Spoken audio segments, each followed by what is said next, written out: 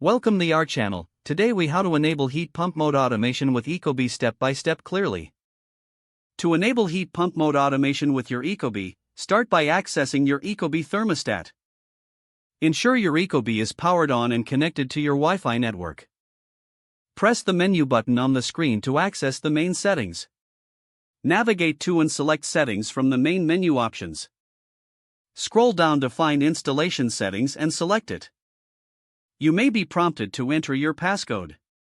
If you have not set one, the default is typically 1234. Once in installation settings, look for equipment and select it.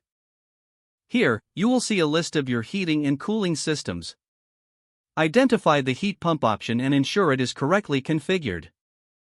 If it is not already set, select the heat pump mode.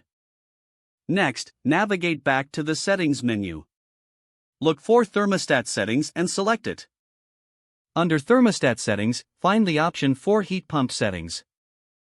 You will see options for automation such as heat pump balance and heat pump auxiliary. Enable the automation feature for your heat pump. Adjust the settings according to your preferences for comfort and energy efficiency. Once you have made your adjustments, save your changes. Exit out of the menu by pressing back until you return to the home screen. To verify that automation is working, observe the thermostat during the next temperature change. Your Ecobee should now automatically manage heat pump operation based on your settings. If the page does not load, refresh the browser or try again in a private or incognito window. Make sure you are using the correct email address, then retype it carefully to avoid small typos. If your password is not accepted, use the reset option and create a new strong password you can remember. Check your spam folder for verification or security emails, then complete any requested confirmation steps.